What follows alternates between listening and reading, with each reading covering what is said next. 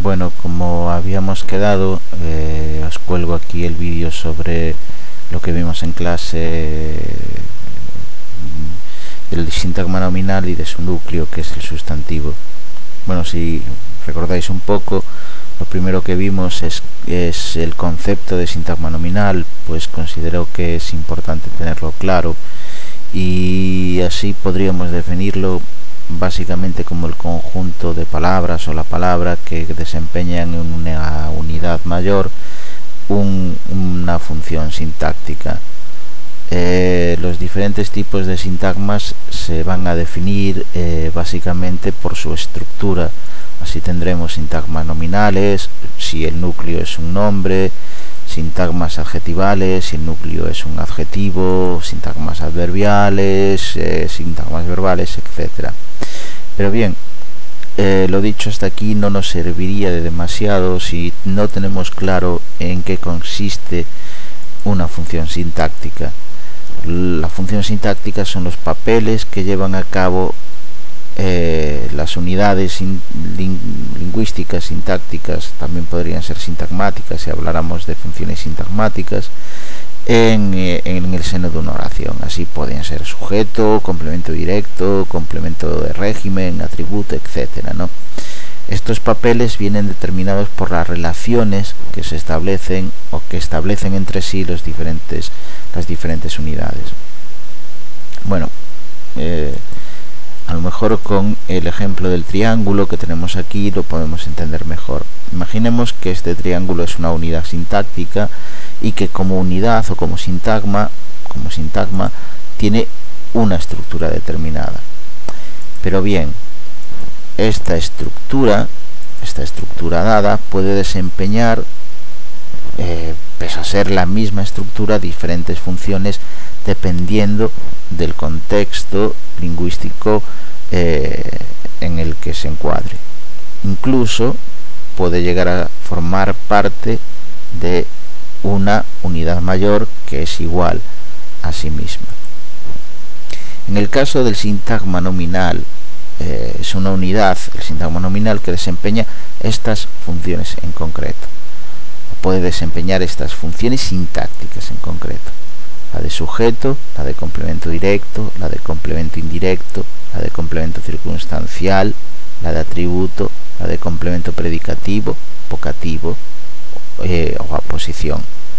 En el ámbito del propio sintagma, es decir, como función sintagmática, puede llevar a cabo la función de término de un grupo preposicional, o incluso modificadores, la posición básicamente.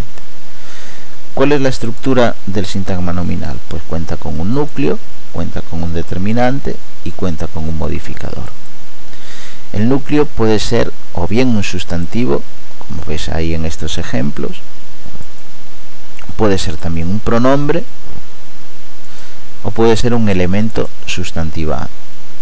Bueno, que es discutible si funciona si es realmente su sustantivo o simplemente hay una elipsis de un sustantivo que hace que en este caso el adjetivo funcione como un sustantivo. El determinante, tenemos dos tipos: un determinante simple, que está formado por una palabra determinativa, que puede ser artículos, posesivos, demostrativos, bien, o ahí tenéis algunos ejemplos, o puede ser compuesta, aquella que está formada por dos o más determinativos. Y en cuanto al modificador, pues aquí tenemos, puede ser un adjetivo, puede ser un sustantivo, un determinante pospuesto, oraciones de relativo, que no vais a tener que estudiar por ahora, grupos preposicionales y también algunos adverbios en concreto. Si tenemos en cuenta que tanto el núcleo tanto el determinante como el modificador son elementos que no son necesarios, no acontece lo mismo con el núcleo, que siempre tiene que estar presente, tenemos estas estructuras posibles: determinante, núcleo, modificador, núcleo más modificador, núcleo solamente o determinante más núcleo. Bien, ahora centrémonos un poco en el sustantivo y acerquémonos a los intentos de definición que se han dado y que en ocasiones presentan algunos problemas. El primero de todos es la definición tradicional, que es una definición semántica, que más o menos es esta de aquí, que el sustantivo sirve para designar personas, se suele añadir cualidades, animales o cosas. Pues es una definición que es claramente insuficiente, primero porque introduce elementos ambiguos como el término cosas, que no se sabe muy bien lo que es, y además hace referencia a aspectos como la de que es la que sirve para designar acciones, cuestión que también realizan los verbos, y las cualidades obviamente también los adjetivos. Por lo tanto es una definición cuando menos imprecisa. Bajo mi punto de vista resulta mucho más productivo atender a las características combinatorias de esta palabra. Es decir, 3 puntos. Puede aparecer con artículo u otros determinativos. Se puede combinar siempre con los cuantificadores mucho, cuánto, tanto y cuánto y sus variantes. Mucha, muchos, cuánto, cuántos, cuántas, bien. Y además son siempre palabras tónicas y pertenecen a una clase abierta.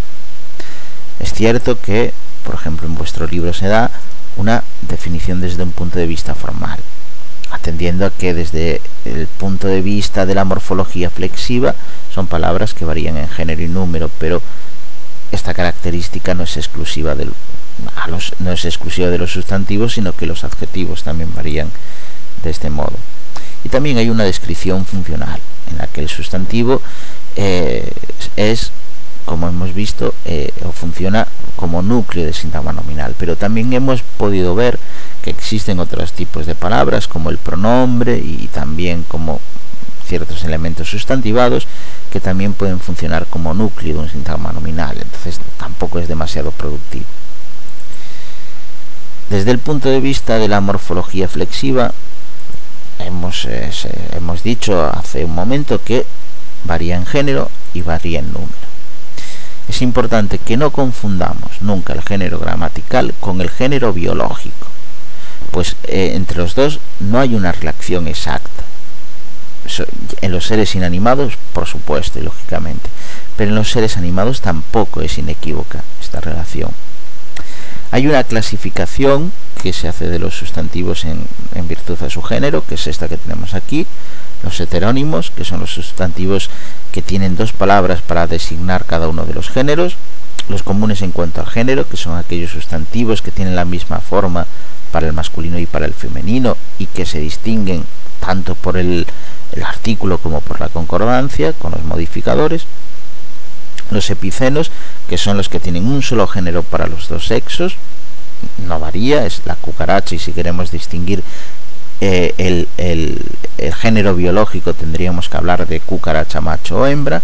Y por último los ambiguos en cuanto al género, que son los que pueden aparecer en masculino y en femenino, sin que existiendo en todo caso una variación estilística, no se le puede decir tanto el mar como la mar. En cuanto al número hay una serie de normas básicas, son estas que presentamos aquí, para la formación del plural. Los que terminan en vocal átona o tónica abierta, sea el caso de a y o, añaden siempre s al final. En cambio los terminados en tónica cerrada como i o u admiten tanto s o es. Aquí hay que tener especial cuidado. Los terminados en y hacen el plural en es, y esta vocal, en este caso cuando están en singular, esta vocal se convierte en una consonante. Rey, reyes. Los sustantivos agudos terminados en s o en x no varían, y el resto de sustantivos que terminan en consonante añaden s. Bueno, pues nada, esto es todo. Espero que estudiéis mucho y que los resultados sean mejores que en la última prueba.